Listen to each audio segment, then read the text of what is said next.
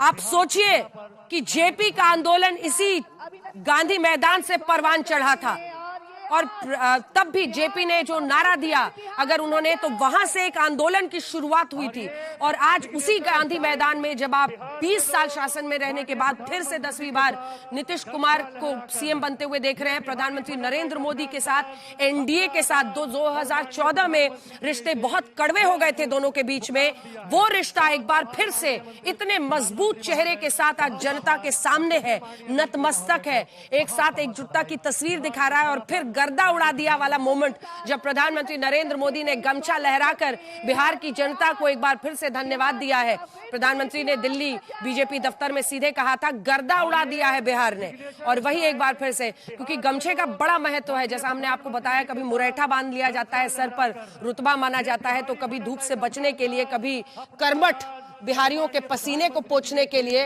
वो हमारे ठेठपन का एक ऐसा प्रतीक है जिसको कोई नकार नहीं सकता।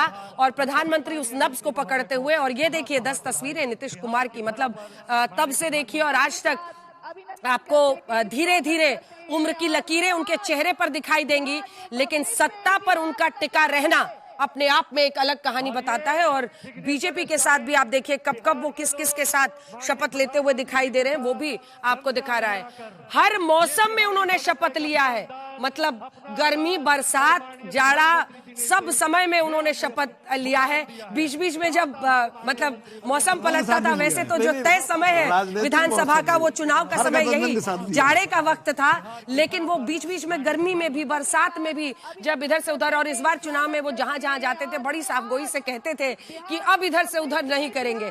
तो वो शायद जनता को अपील किया। और जितने लोगों से मैं मिली निजी तौर पर, उन सब का ये मानना था कि उन पर जो निजी हमला हो रहा था, उनकी तबीयत को लेकर, वो कहीं कहते हैं बिहार के लोगों का दिल बड़ा अंदर से, मतलब नारियल जैसे होते हैं, बाहर से कड़क लेकिन अंदर से बड़ा मुलायम होता है, पिलपिला होता है। और शायद इसीलिए उन्होंने ये सोचा था कि इस बार नीतीश कुमार को वो ऐसी जगह पर बिठाएंगे जैसे उनको एक अच्छी विदाई भी देनी हो, क्योंकि कई लोग ये मानते हैं कि शायद ये जो उनका रहेगा कार्यकाल, ये एक विदाई वाला कार्यकाल रह सकता है।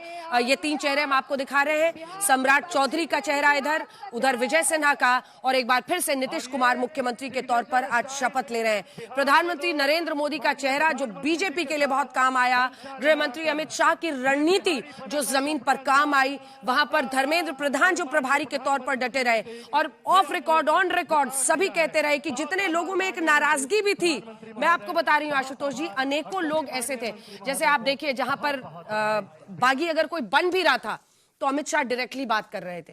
मतलब इस तरह के वॉर फुटिंग पर ये चुनाव, क्योंकि बिहार को एक बार अपनी झोली में आने के बाद अब तो बंगाल पर नजर है। मुझे लगता है कि जिस दिन बीजेपी दफ्तर पीएम पहुंचे थे तभी से बंगाल पर नजर थी, लेकिन वहां की पहले ये बिहार नहीं खोना चाहती थी बीजेपी।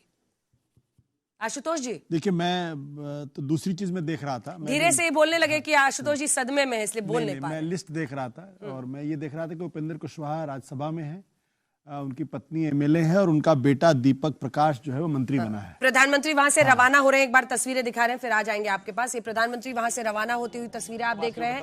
बाहर सबसे ज्यादा जो ये देखिए करने के लिए हमारे देश के यशस्वी प्रधानमंत्री जी, गृह मंत्री जी, हमारे जेपी नड्डा जी आए हैं। मैं उनके प्रति बिहार वासियों की तरफ से हृदय से धन्यवाद, बधाई, सभी मंत्रियों को भी बधाई, माननीय मुख्यमंत्री जी को भी हृदय से बधाई।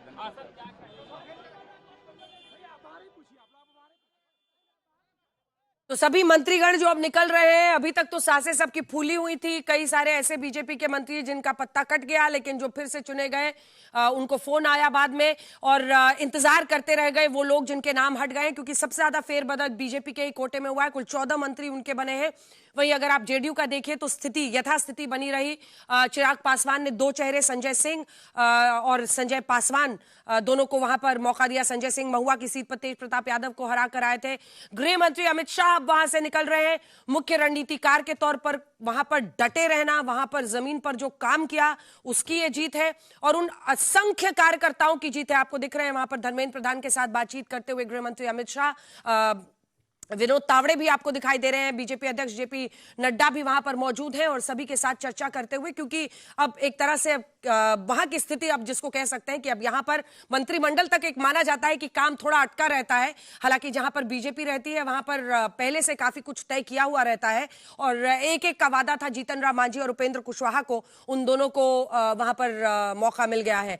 एलजेपीआर की तरफ से 2 मंत्री बनाए गए हैं और एक जबरदस्त खुशी आज आपको गृह मंत्री अमित शाह के चेहरे पर वहां पर दिखाई दे रही है। शशि भूषण वहां से हमारे साथ जुड़ गए हैं, उनसे जल्दी से कमेंट लेते हैं, फिर मैं आप तीनों से कमेंट लूंगी। शशि, समापन हो गया और अब मतलब सबसे बड़ा टेक अवे इस पूरे चुनाव का, 3 टेक अवे 3 लाइन में जल्दी से बताइए। मुझे लगता है नीतीश कुमार और नरेंद्र मोदी की जोड़ी, भरोसा सुशासन का बिहार में, और जो सरकार ने काम किया, चाहे वो केंद्रीय योजनाएं हो या फिर बिहार सरकार की योजनाएं,